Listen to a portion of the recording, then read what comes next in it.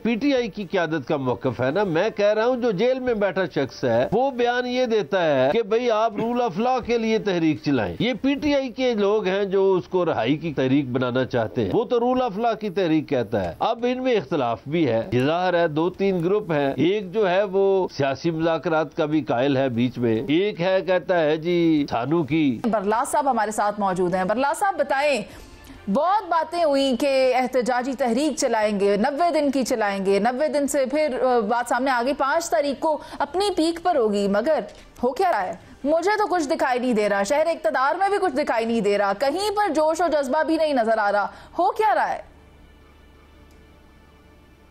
अच्छा, पहली बात तो ये है कि जो बानी चेयरमैन का मौक़िफ़ है वो तो ये नहीं है कि रहाई के लिए तहरीक चलाएं, वो तो कहते हैं तहरीक चलाएं रूल ऑफ लॉ के लिए। अब ये पीटीआई के जो मुख्तलिफ लोग हैं वो मीडिया में बयान कर देते हैं कि ये रहाई के लिए तहरीक चलाए, फलाना करें, ढिमकाना करें। सर आप अब अगर आप कहना चाहते हैं कि कहाँ चिट्टा है तो फिर आप कह दें, वरना एजेंडास तो हम सबको याद है जिनमें टॉप प्रायोरिटी, टॉप एजेंडा एक ही था कि बानी की रहाई।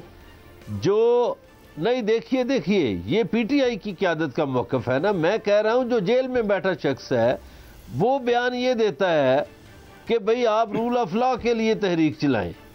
ये पीटीआई के लोग हैं जो उसको रहाई की तहरीक बनाना चाहते हैं, वो तो रूल ऑफ लॉ की तहरीक कहता है।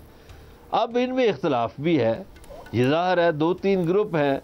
एक जो है वो सियासी मुज़ाकरात का भी कायल है बीच में, एक है कहता है जी सानू की आराम से वक़्त गुजारें, एक है जो कहता है एस्टेब्लिशमेंट से मुज़ाकरात करें। अच्छा, एस्टेब्लिशमेंट से मुज़ाकरात करने के बानी चेयरमैन भी कायल हैं, वो भी कहते हैं कि मैं सियासी हुकूमत से तो बात नहीं करूँगा चूँकि इनके पास इख्तियार नहीं है, तो जो असल ताकतवर है उनके साथ बात करूँगा।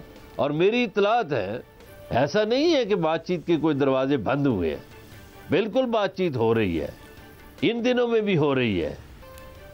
सर हम शहजाद भट्ट साहब की भी राय ले लेते हैं और उनसे पूछ लेते हैं, वो कासिम और सलमान की जो मुलाकात हुई अमेरिका में, फिर उसके बाद उनकी वालिदा की जानिब से उन्हें वापस बुला लिया गया, इस खबर में कितनी सदाकत है समझ में नहीं आ रही। शहजाद भट्ट साहब आप बताएं कि आखिर मामला क्या हुआ, वापस क्यों बुला लिया, क्या वो मुलाकातें फ्लॉप हो गई? देखें मुनीज़े, सीधी और साफ बात है, तनकीद बराए तनकीद करना बड़ा आसान है, किसी भी पार्टी पर कर ली जाए, लेकिन मैं चूँकि जर्नलिस्ट हूँ इसलिए मेरे लिए पीटीआई भी उतनी अहम है और नून लीग भी उतनी ही अहम है। सवाल यह है, आप कोट करें ना रऊफ हसन साहब को, और रऊफ हसन साहब फरमा रहे हैं कि मुलाकात के लिए सलमान और कासिम नहीं आ रहे, वो सिर्फ अपने बाप से मुलाकात के लिए आ रहे हैं। दूसरी जानिब आप उनकी वालदा को बात करेंगी तो वहाँ पर अमेरिका में जो 2 ग्रुप थे, एक पॉजिटिव था एक नेगेटिव था, वो आपस में लड़ पड़े। वहाँ पर जनाब उन्होंने उनको न्यूट्रल कर दिया और वालदा ने दोनों बच्चों को वापस बुला लिया, क्योंकि उनको खतरा पाकिस्तानी हुकूमत से नहीं है, इमरान खान के रिश्तेदारों से है, जिनसे लड़ाई पिछले 25 साल से चल रही है, जिनको या ये पसंद करते हैं ना वो पसंद करते हैं। और रही बात अमेरिका में उनकी मुलाकातों की, और क्या मुलाकातें होनी है, अमेरिका के जो वाइट हाउस है उस वक्त उस वाइट हाउस में सिर्फ और सिर्फ जिक्र हो रहा है field marshal, field marshal, field marshal. वहां कोई तस्वीर नहीं चल रही, वहां सिर्फ एक ही नाम चल रहा है। और आप वज़ीर ख़ारजा देखें, इसहाक डार देखें, जिनको भी देखेंगे, ये जो कहते थे ना कि ये जानते हैं और उनकी मुलाकातें नहीं हुई, ये तस्वीरें आ गई हैं, अब तस्वीरों से काम मुनीज़े बहुत ऊपर चला गया है। और आखिरी लाइन सिर्फ एक कह रहा हूं कि जब तक सीएम केपी के गंडा साहब अपनी चीफ मिनिस्ट्री पर कायम है, तहरीक-ए इंसाफ कामयाब नहीं हो सकती। आप मुझे एक 1 वर्ड आंसर दीजिएगा, सलमान और कासिम की मुलाकात नाकाम हो गई? आप दुरुस्त फरमा रही हैं, सलमान और कासिम जब वापस गए हैं तो टोटली ग्रुप लड़े हैं और लड़ने के बाद नाकाम हुई है, दुरुस्त। ठीक है सर, ठीक हो गया। सलमान आबिद साहब आप मुझे बताएं कि पाकिस्तान तहरीक इंसाफ के अंदर जो इख्तलाफात हैं उस जानिब मजहर बरलास साहब ने भी इशारा किया, और ये अंदरूनी इख्तलाफात ही आप मुझे बताएं कि इस जमात को कहां तक पहुंचा सकते हैं? देखिए, पहली बात तो ये है कि ये कहना कि कासिम और सुलेमान की मुलाकात नाकाम हो गई है, ये कब्ल अज़ वक्त है। उसकी वजह यह है कि वहाँ जिस लॉबी फर्म ने 10 से 12 सेनेटरों से उनकी मुलाकात करवानी थी, वो मुलाकात हो गई है। उस मुलाकात का फिर नतीजा क्या निकलता है ये आने वाले दिनों में पता चलेगा।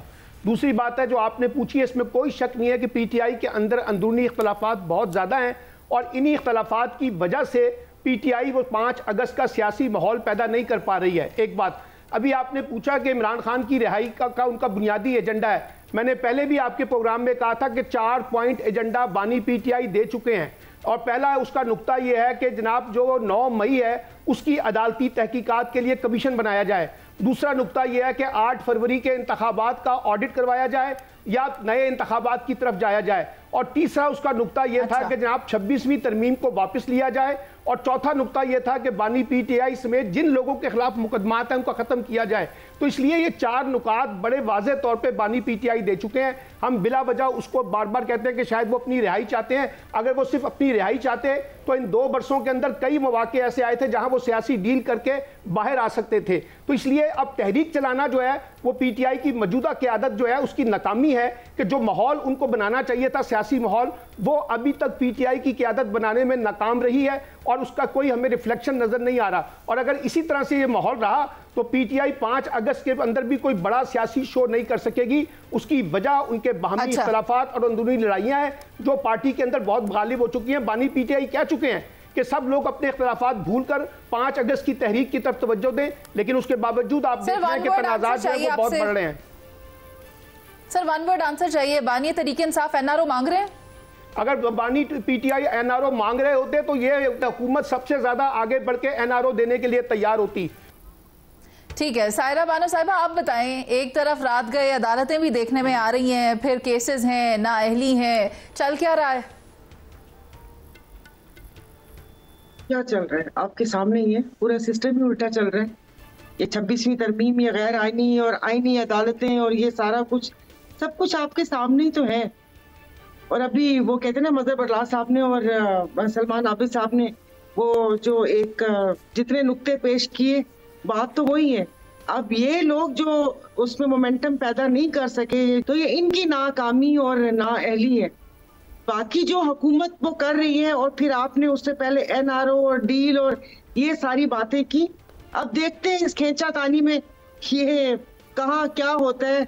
मौशी इस्तेहकाम भी आता है इसके साथ, या सियासी इस्तेहकाम भी आता है, कुछ भी नहीं आएगा। ये मुल्क किसी तरह पता नहीं एक अजीब सी हम अफरा तफरी का शिकार है और दूसरा साल खत्म होने वाला है। घसीट घसाट के देखते हैं कि 5 साल पूरे करते हैं कि 4 साल पूरे करते हैं, बाकी यही है सारा कुछ क्या होना है। अच्छा ठीक है सायरा जी, इस सेगमेंट के अख्ताम की जानिब बढ़ते हैं। और जहां तक बात हम ये कर रहे हैं कि एजेंडास क्या हैं ईद के, तो बड़े बड़े ट्वीट तो सामने आ जाते हैं। कहीं एक ट्वीट एजेंडे पर भी कर दें कि हमारा एजेंडा गुर्बत ख़त्म करना है, हमारा एजेंडा अवामी फलाह है और इन्फ्लेशन पर काबू पाना है, हम इसलिए चाहते हैं कि अवाम बाहर निकले। लेकिन इस हवाले से मुझे कोई ट्वीट तो नज़र नहीं आ रहा। अल्लाह करे कि आने वाले वक्तों में नज़र आए और पता चले कि अवाम का दर्द बिहाइंड द बार्स भी महसूस किया जाता है। एक ब्रेक पर चलते